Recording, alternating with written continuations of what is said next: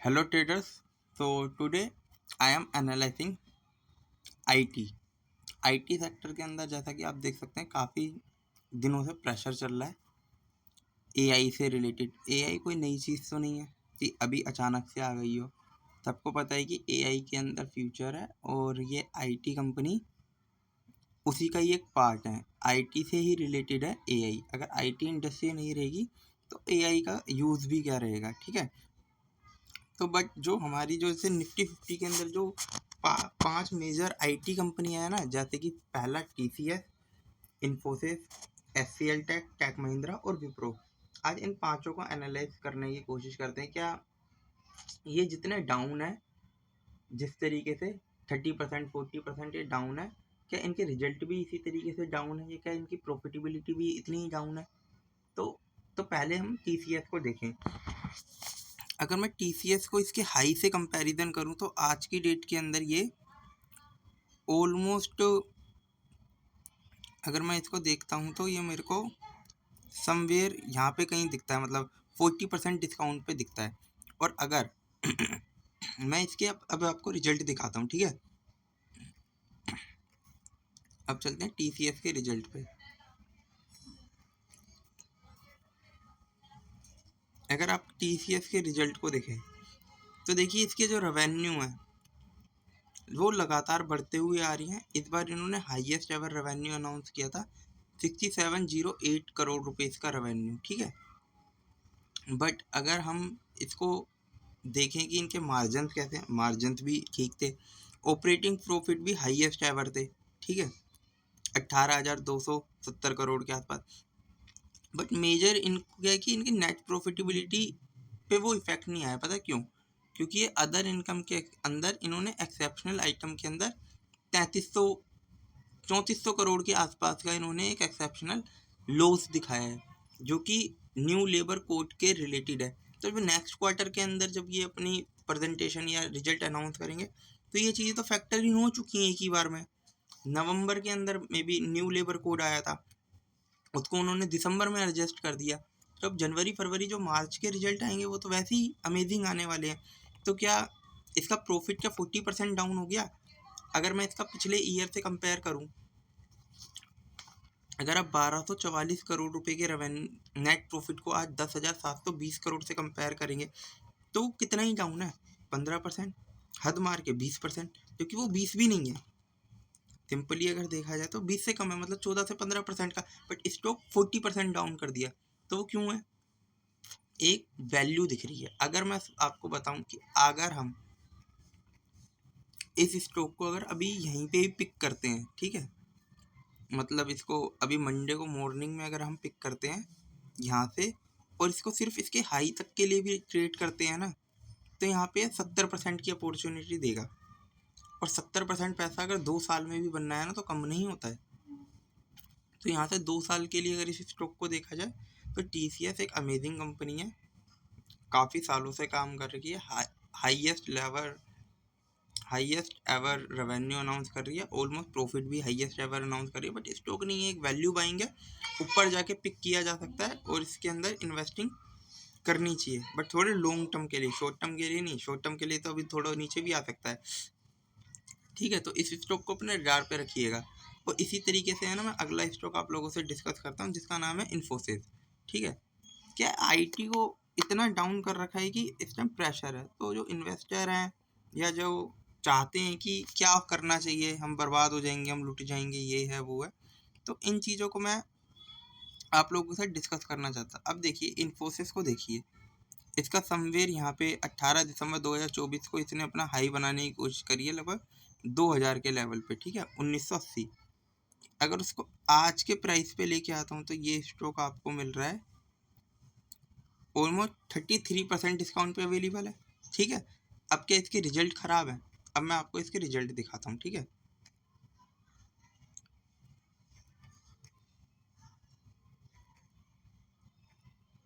Infosys limited, अगर आप Infosys limited को देखेंगे तो देखिए इसकी लगातार देखिए पिछले दिसंबर 24 में 41,000 करोड़ के आसपास के रेवेन्यू थे, जो कि अब 45,000 करोड़ के। रेवेन्यू भी ऑलमोस्ट 10% बढ़ गया है। मार्जिन के अंदर हल्का सा डिक्लाइन है 1% का, बट हाँ, अदर इनकम के अंदर इन्होंने यहाँ पे वही लेबर कोड के अकॉर्डिंग 1279 करोड़ का इन्होंने एक लॉस दिखाया है। ठीक है, अगर इनके नेट प्रॉफिट पे आते हैं, अगर वो 1200 करोड़ यहाँ ऐड होते तो क्या पिछले जो ईयर के अंदर इनका 6,822 करोड़ का रेवेन्यू था, मतलब नेट प्रॉफिट था, तो क्या यहाँ पे वो 1200 करोड़ ऐड नहीं होता? अगर वो 1200 करोड़ रुपये यहाँ पे ऐड होता तो जो इनका नेट प्रॉफिट आज की डेट के अंदर होता ना, वो होता 780 करोड़, 7800 करोड़ रुपए इसके आसपास का होता। तो आपको देखना चाहिए। बट ये स्टॉक का पिछले, अगर मैं कहता हूँ कि चलो इनका रेवेन्यू भी वो लॉस भी हो गया, चलो कोई बात नहीं, अगर हम 6,822 करोड़ के कंपेरिजन में 66 करोड़ का रेवेन्यू देखें तो क्या इनका रेवेन्यू क्या 40% या 30% डाउन है? अगर स्टॉक 30% डाउन है तो इसका नेट प्रॉफिट भी 30% डाउन होना चाहिए ना, बट वो तो यहाँ पे नहीं है। अब चलते हैं इसके चार्ट पे। ठीक है, समझने की कोशिश करिएगा मैं क्या समझाना चाह रहा हूँ। ठीक है, अगर मैं भी इसको भी अगर देखूँ, इसको ज़्यादा नहीं, इसको भी अगर मान लो यहाँ से पिक करते हैं, इसके हाई तक के लिए ट्रेड करते हैं, 45% की अपॉर्चुनिटी है। 45%, ये भी मान लीजिए जो CAGR अगर 2 साल के अंदर 22% का होता है तो बहुत अच्छा बनता है। तो इसको भी पिक किया जा सकता है, मतलब एक अच्छी वैल्यू बाइंग के तौर पे। बट हाँ, मुझे लगता है कि अभी जो भी मैं स्टॉक आप लोगों से डिस्कस करूँगा ना, वो एक साथ रैली ना करें, बट धीरे धीरे ये रैली करेंगे। बट मे बी अभी तो सम और डाउन साइड आ सकती है, बट ऑलमोस्ट अगर मैं इसके अंदर देखें तो ये कई बार 1200 के लेवल पे आ चुका है। मैं यहाँ से 1200 भी आ जाए कोई बड़ी बात नहीं है, बट 1200 के लेवल से 2000 तक जाना वो 40% से अबव की अपॉर्चुनिटी होगी। अगर मैं इसको 1200 से पिक करता हूँ तो ये देखेंगे तो वो भी 64% की है, तो मतलब एक अच्छी अपॉर्चुनिटी बनेगी। अब इसी तरीके से मैं जो इन्फोस के बाद है ना, आप लोगों से SCL टेक के बारे में डिस्कस करता हूँ। ठीक है, SCL टेक्नोलॉजी।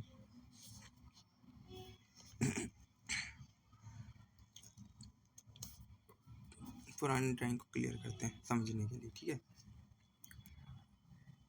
अब देखिए HCL टेक है, इसका भी मतलब मुझे हाई 2000 के आसपास दिख रहा है, और आज ये स्टॉक लगभग 1455 के आसपास हमें दिख रहा है। तो ये देखिए इसका प्राइस रेंज लगाते हैं यहाँ से,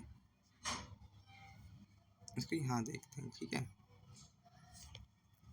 तो ये स्टॉक भी एक वैल्यू बाइंग से ज़्यादा है ना, मुझे इसके अंदर है क्या ना, डब्लू पैटर्न भी दिख रहा है, ये देखिए। तो इसने यहाँ पे डबल बॉटम बना के, अब ये एक और बॉटम बना के ये ऐसे चलेगा या हल्का और नीचे जाके फिर यूँ चलेगा, बट इसका चार्ट तो यूँ ही बनेगा ना। तो इसको देखना चाहिए। अगर मैं इसको दोबारा से अगर देखूँ, इसके रिजल्ट आपसे डिस्कस करता हूँ। ठीक है, ये स्टॉक भी ऑलमोस्ट लगभग 27% डाउन है। अब इसके रिजल्ट देखिए, HCL technology net profit 33,872 crore रुपए का रेवेन्यू, जो कि हाईएस्ट एवर देखने को मिल रहा है पिछले सभी क्वार्टर में। और अगर हम चलते हैं तो मार्जिन भी ऑलमोस्ट पिछले क्वार्टर से अच्छे हैं और ईयर से 1% डाउन थे। ठीक है, अब इन्होंने भी यहाँ पे 571 करोड़ रुपए का एक्सेप्शनल लॉस अनाउंस करा है। यहाँ पे ये देखिए, ये 956 करोड़, 956, जो कि मैं आपको बता रहा हूँ कि जो अभी न्यू लेबर कोड आया था उसकी वजह से इनके जो नेट प्रॉफिट है वो डाउन है, वरना नेट प्रॉफिट इनके हाईएस्ट एवर थे। और ये एक तरीके का प्रोपेगेंडा मान लीजिए, या आने वाले टाइम में AI इतना अच्छा करेगा कि इन IT कंपनियों को बेनिफिट बहुत अच्छा होने वाला है, इसलिए डाउन है। तो 4500 करोड़, चलो ऑलमोस्ट 4600 करोड़ के कंपैरिजन में यहाँ पे 4000 करोड़ के आसपास का प्रॉफिट है। तो मतलब जो प्रॉफिट भी डाउन है वो ऑलमोस्ट 10% ही डाउन है, बट स्टॉक 27% डाउन है अपने हाई से। ठीक है, तो जब वो अपनी रैली के लिए तो जाएगा ही। अगर देखा जाए तो ये SCL टेक, अगर मैं इसको दोबारा यहाँ से पिक करता हूँ तो ये 37% की अपॉर्चुनिटी देता है, और 37% 2 साल के अंदर अगर मिलता है तो एक अच्छी अपॉर्चुनिटी है। सीरियसली मजाक नहीं कर रहा हूँ। ठीक है, और इसका अगर मैं आपको प्राइस दिखाऊं तो ये पहले यहाँ पे इस प्राइस पे कब ट्रेड कर रहा था, ये देखिए यहाँ पे 1 जनवरी 2 साल पुराने प्राइस पे आपको मिल रहा है, और 2 साल पहले के रेवेन्यू से आज कंपेयर करेंगे, आज के रेवेन्यू भी बढ़ गए हैं और नेट प्रॉफिट भी बढ़ गए हैं, और सभी कंपनियों के साथ है ये। तो अब अगला जो स्टॉक पिक करते हैं ना, वो करते हैं टेक महिंद्रा। ठीक है,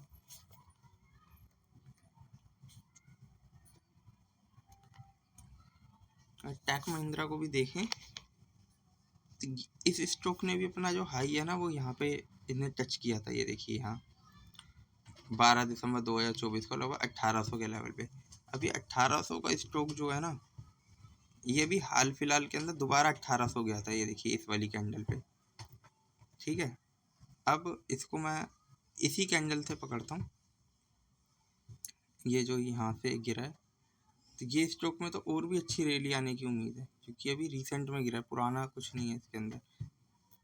ये सिर्फ 16 से 17% डाउन है, क्योंकि बाकी स्टॉक देखेंगे और इसके अंदर मैं आपको पैटर्न दिखाऊं तो ये एक डब्लू पैटर्न टाइप में जा रहा था। ये देखिए, रुकिए,